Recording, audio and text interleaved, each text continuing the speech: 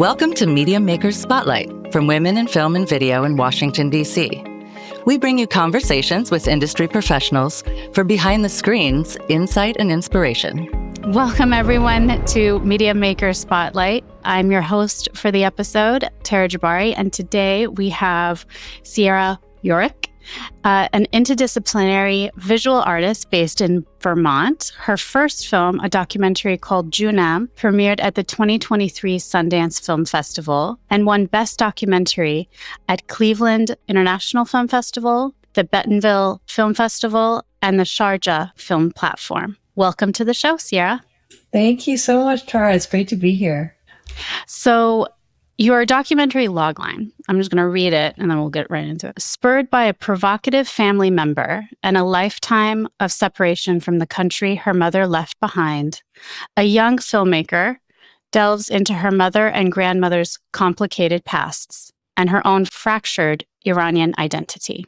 And I also wanted to make note that in your Sundance, Meet the Filmmaker video, you were saying that you hoped that this documentary, while it's about an Iranian family, it would be reflective of children of other immigrants' experiences who long for a home, quote, for a home they have never seen or able to have, end quote.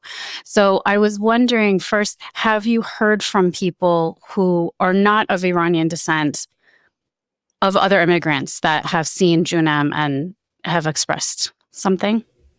Absolutely. I think that's one of the biggest takeaways from my experience on the festival circuit is that, of course, the film speaks to Iranian Americans, but I had people from all immigrant backgrounds come up to me and say, I'm Indonesian and, I don't really have any, tie to the Iranian culture, but this is exactly what it's like with me and my family or me and my mom. One of the most interesting examples of this was in Sharjah in the UAE.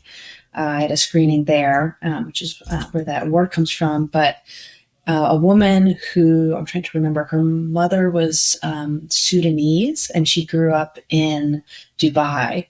And she said, this is really similar to what I grew up with my family, the same type of conversations and interactions. And here's a woman who has a completely different culture than me, grew up in a completely different place than me, looks completely different than me. But she saw so much similarities in our stories. That's been one of the biggest treats for me, I think, in sharing the film with people is hearing all the ways that our human experiences connect with one another. I think it's very true. I was able to watch a film at the Venice Film Festival. It was by a Ukrainian filmmaker when Russia first invades Ukraine, and it's called Honeymoon. Mm-hmm. And it was honeymooners, and they move into their first home, and then the next day, the attacks happen, and they have to hide into their apartment. And I was telling her, we had a couple of people who were from Ukraine, and they were crying their eyes out. I felt very much like, what was my family going through during the Iranian Revolution? Many cultures, you don't have to be Ukrainian to understand it. You don't have to be Iranian to understand, especially in America where it's a melting pot. Yep. And many people come here and they're first or second generation American, but there's a great line in Crazy Rich Asians where they're like, you're not American enough in America and you're not Chinese enough to be Chinese, sort of thing. And so many of us could relate to that. So when I heard about your documentary through a mutual, your cousin, Parisa, right. Shout out to Parisa, who's a friend of mine. I was like, this is a very unique thing. And also just, we'll get to it, but how your film has been able to be distributed, which I thought was kind of unique. But people respond well to the hardships of when you're taken away from your home, basically, or when you and me, because I was born in America, America is my home, but I also felt like there's this whole other country that I've never been to that I know, but it's sort of othered.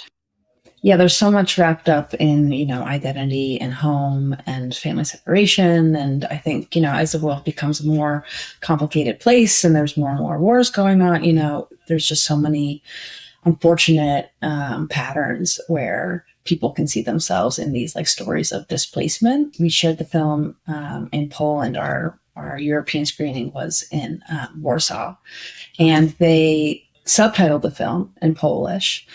And I got to experience, people in Poland watching the film. And I thought, is this really going to translate? Because there's so much of a, meta narrative going on in terms of just like the language and how the language isn't quite translating. And so I thought, is it going to work when there's now a third language that you're reading the film in with the subtitles? And really wasn't sure, but like you're saying with your experiences with Ukrainians, I had a lot of people coming up to me after that film saying, oh, I'm Ukrainian, and I just left and my family's still over there, or I live in Poland, but my mother lives in Belarus and I haven't been able to see her for a long time. And so it was really just like this experience of, longing for home or family or an identity that's just out of reach is, unfortunately, really universal. Yeah, you guys did a great job of those little snippets of the different generations. You have these 3 generations too.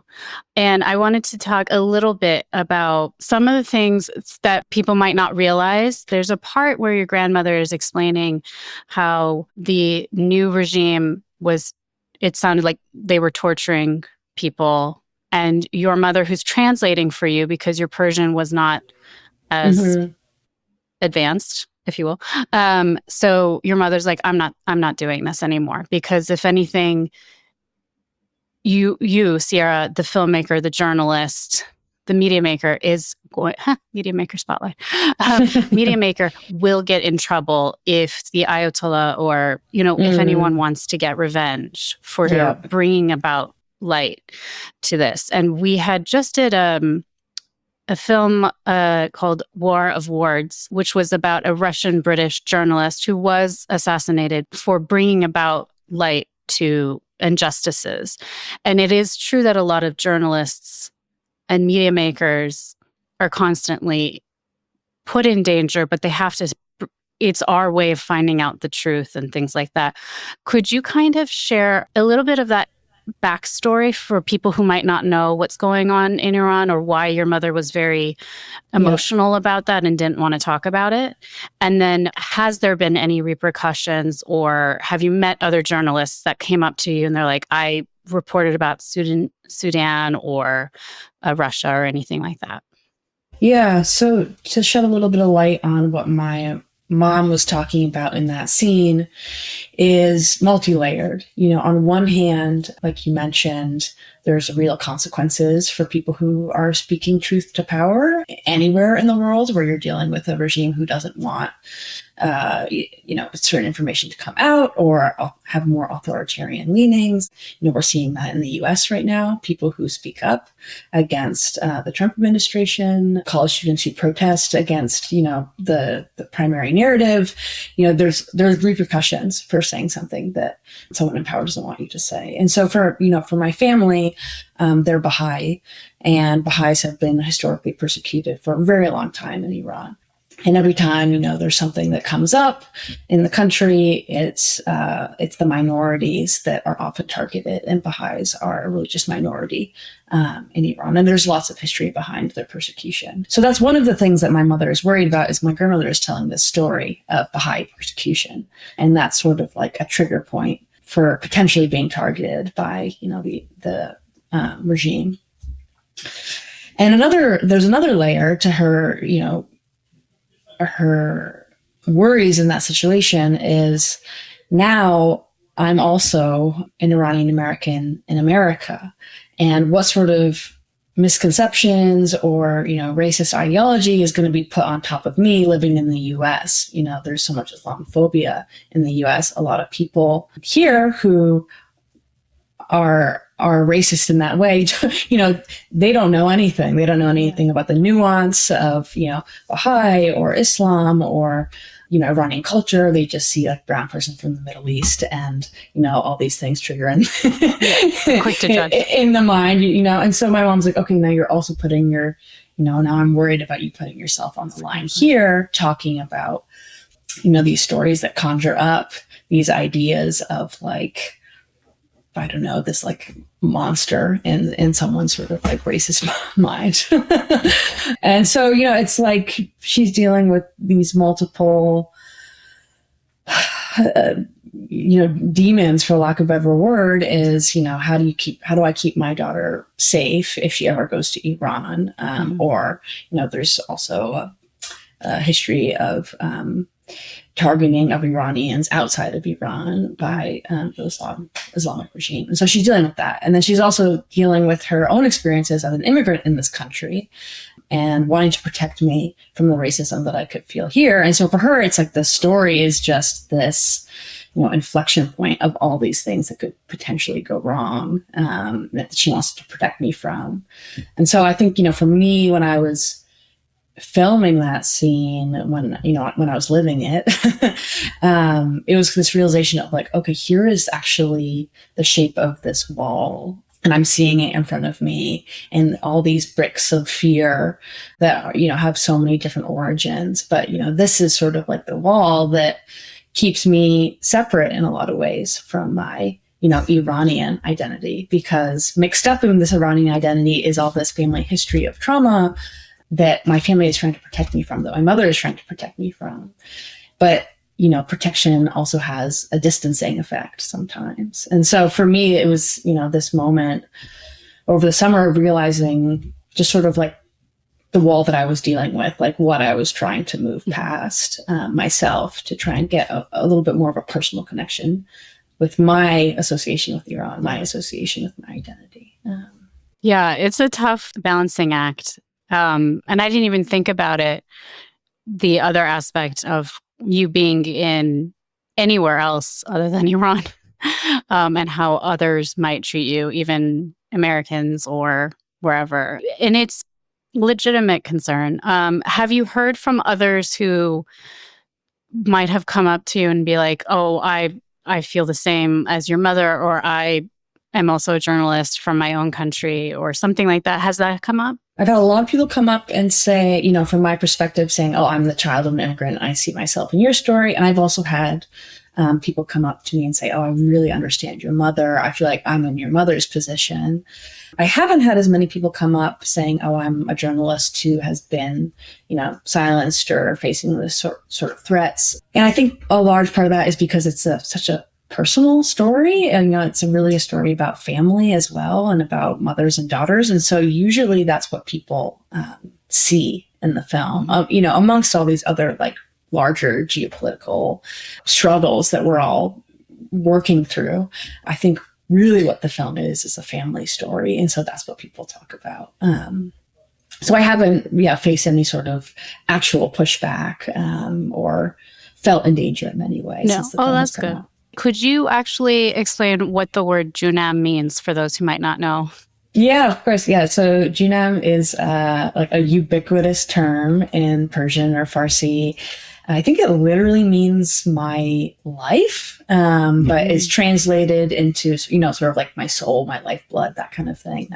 But it's used as a term of endearment. So like my dear, my dearest.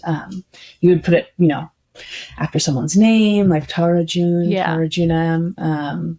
So if you're in and around any Iranian families, you'll hear Joonam constantly. Yeah, Azizam. They all mean the same thing. Yeah, my dear, my dearest. I sometimes say like sweetheart. Yep, sweetheart. That's so that they kind of understand a little bit of the context of it. But yeah, it's true. And so one of the things that it is kind of interesting, as I read about how your documentary sort of progressed, how did you get I knew him as an actor, and I might be saying his name wrong, Aryan Moyed. Mm-hmm. How did you get him involved? At what time of the process? So he came on after the film was already completed. We were connected by our publicist to him, Balco Inc. great publicist. Shout out to Falco. They had worked with him on a past project. And so they came on when we got into Sundance to help us just publicize the film, get the word out there, get in some publications. And they were the connector for us with Arian. So we sent him a cut. He watched the film and he just instantly fell in love with it and really felt like it was telling his story too. And so it was a really natural pairing. And Arian was an incredible partner in every shape, way, and form with getting the film out there. He really helped connect us to the Iranian American community in the US, and also helped us connect with just like the broader film industry ecosystem. So I think we would be in a really different place distribution-wise if Arian wasn't a part of the project. Yeah, I mean, when I was watching the documentary, I was with my friend at my friend's house, and I was letting her know who was involved with it. And she's like, "Oh, the dude from Succession and stuff." So I feel like you had that kind of going for you, for those who might not know anything about Iran or anything, but if they knew him on screen from popular works, you have that like big name kind of thing. Exactly. And you're like, let's use it. And then I saw some interviews and things, and he was not always, excuse me, but he would be a lot in the forefront, and his Persian is very excellent. Yeah, he, I believe he came in grade school to the U.S. So he grew up there, partially was born there. I think a lot of his family is still there. Okay, cool. I didn't know that. But you also went to the Bentonville Film Festival, which is part of the Gina Davis Institute. And we did a interview with them. So I was wondering how that experience was, or and just in general, it's been a while, but you have been continuing, it sounds like, to continue with the film festival circuit with Joonam. What is the process, and is there any like deadlines or things like, oh, it can't be older than 5 years old to still apply to certain film festivals and things like that? Can you share a little bit about that and a little bit about Bentonville? Yeah, of course. So we worked with a company called the Film Collaborative, and what they do is they apply to festivals for us. They negotiate screening fees for you as well. So you make hopefully a little bit of money with people screening your films, and then they take half of the screening fees that they negotiate. So it's great because applying to festivals is costly. Usually there's a lot of application fees, and they cover a lot of that for you.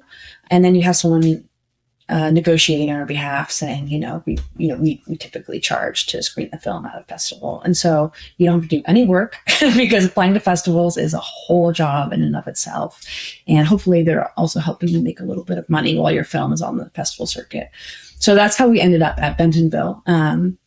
The Film Collaborative, they've been doing this for a really long time. So they have lists of thousands of festivals and experience with a lot of festivals to know which ones are a little bit more of a scam, because there are a lot of scammy film festivals out there, and which ones are really reputable and good to go to as a filmmaker, good for networking. So Bentonville was really on their list of like, oh, this is a really great festival. We want to make sure we apply your film to it.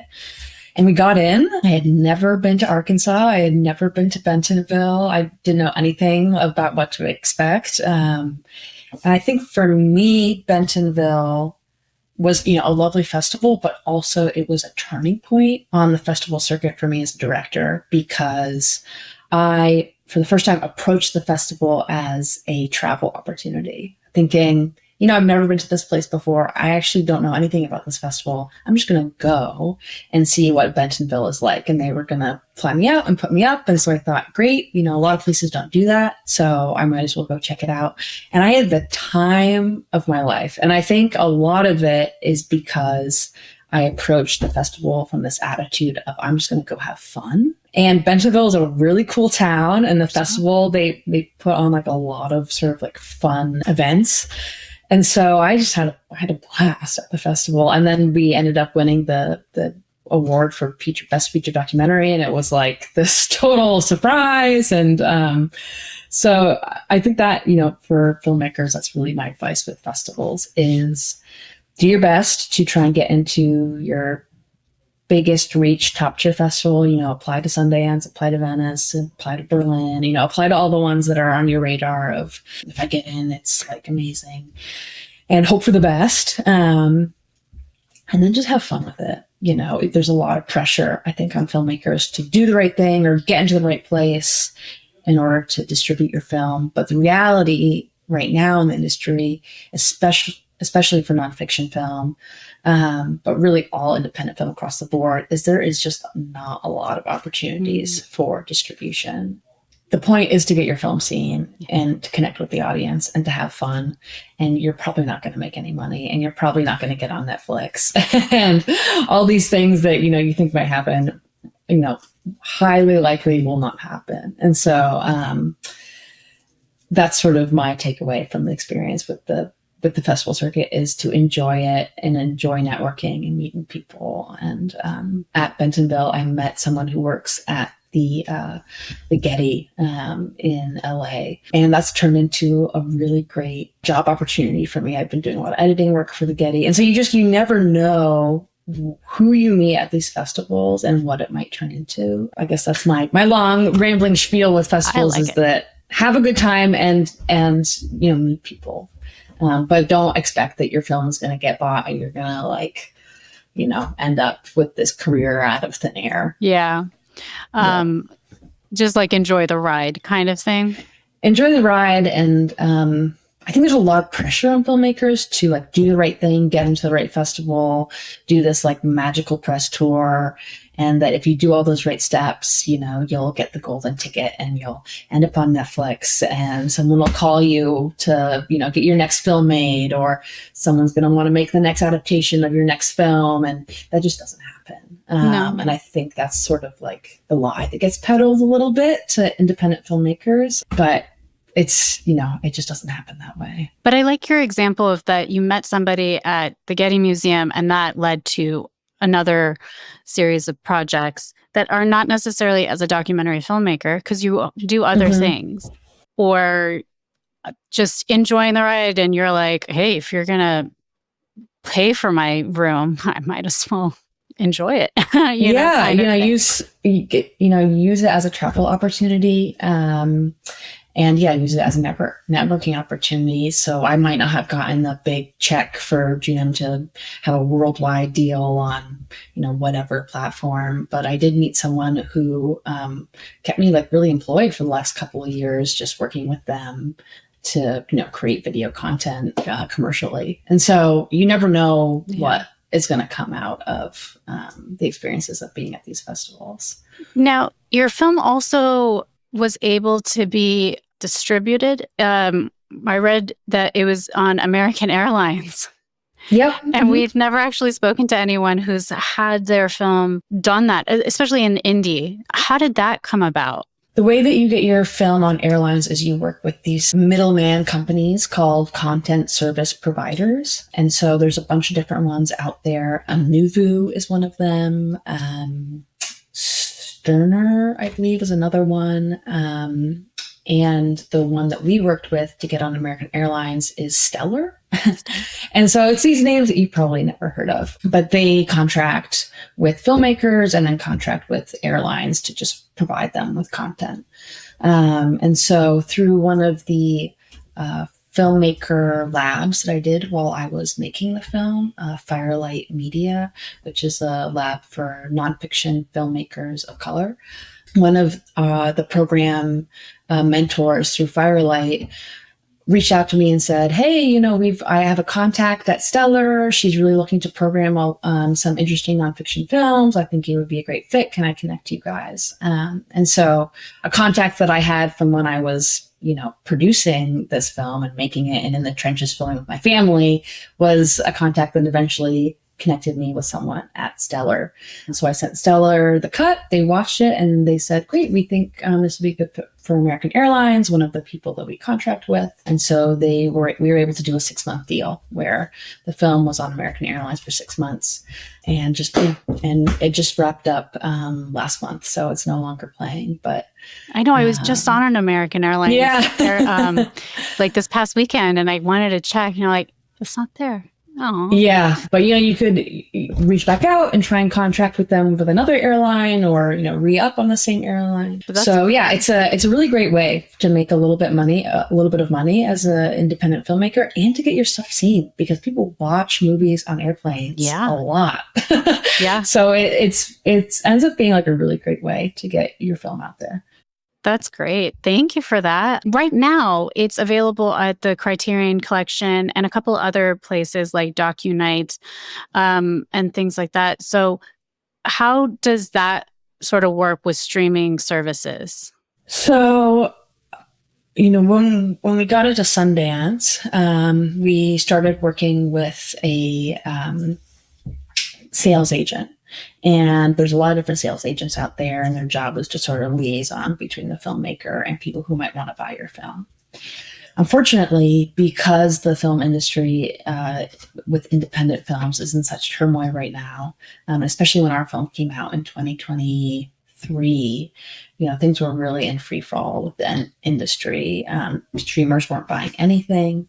And the way that things work with film agents and streamers is that the film agents will usually take a cut off the top of 10% around that when they make a sale. And so if sales aren't able to be made, it lowers the incentive of film agents to work really hard to get your film out there, because why would they care if you're just making a small amount of money? It's not really worth their time to put in all their effort. They're going to try and focus their efforts on a film that they can make a bigger sale on. So, long story short, there was a bunch of people that were supposed to help sell this film, and it didn't sell. And all those people disappear. After about 6 months, they kind of go away and stop trying. You can't blame them. They're trying to make money themselves. And so really what I did is I just started cold emailing a bunch of people. And so I reached out to filmmakers that I knew who knew someone at Criterion, any place that I could find an email address. And I just sent a ton of cold emails of, here's the film, it played at Sundance, it won these awards, we were nominated for an Independent Spirit Award. Just give sort of like the brief, flashy resume of the film. Just tried to get people to watch it. And Criterion was one of the people that said, we love the film, we'd love to put it on the channel for a year. And DocuNight is an Iranian-specific film streamer, and then they reached out to us saying we'd love to add it to our catalog. And then we also heard back from a place called Grasshopper Films, and they work with a lot of independent films, both fiction and nonfiction. So they're helping us distribute the film educationally, non-theatrically, in any spaces that aren't a commercial theater. And then they'll also help us get on like TVOD platforms like Amazon Prime Rental, Apple TV Plus rental, things like that. So eventually the film will be available to rent in that way as well. That's so cool. So I think all the people that I know who have made independent work in the last couple of years have gotten their deals, vast majority of them themselves, just by sending emails out there into the wind. So sometimes those cold calls, cold emails actually work. Yeah, it's the only thing that worked. I think we worked with film agents. Arian did a lot of work to try and get the film distributed as well. And at the end of the day, the thing that was the most successful was just me sending a bunch of cold emails.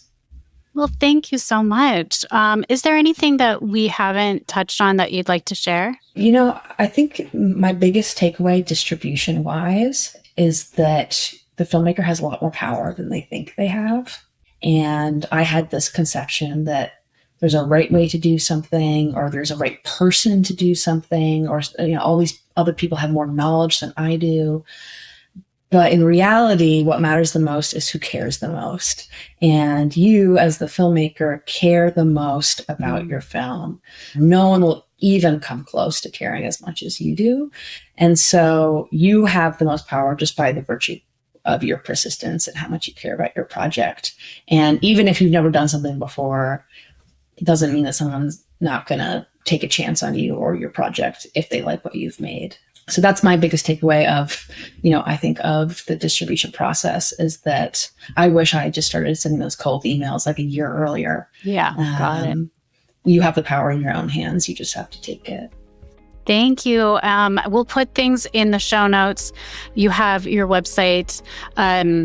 What's the website? joonamfilm.com, and that has everywhere that the film is showing. We're also on Instagram at Joonam Film, and you can watch us on Criterion and DocuNight, and coming to other platforms later in the year as well. So thank you so much, Sierra. Yeah, thanks, Tara. Thanks for listening to Media Maker Spotlight from Women in Film and Video. To learn more about WIF, visit F as in Frank, V as in Victor.org. This podcast is produced by Sandra Abrams, Candace Block, Brandon Ferry, Tara Jabbari, and Jerry Reinhardt, and edited by Michelle Kim, with audio production and mix by Steve Lack Audio and Ed Saltzman. Subscribe to continue learning from more amazing media makers. Please visit MediaMakerSpotlight.com for more information.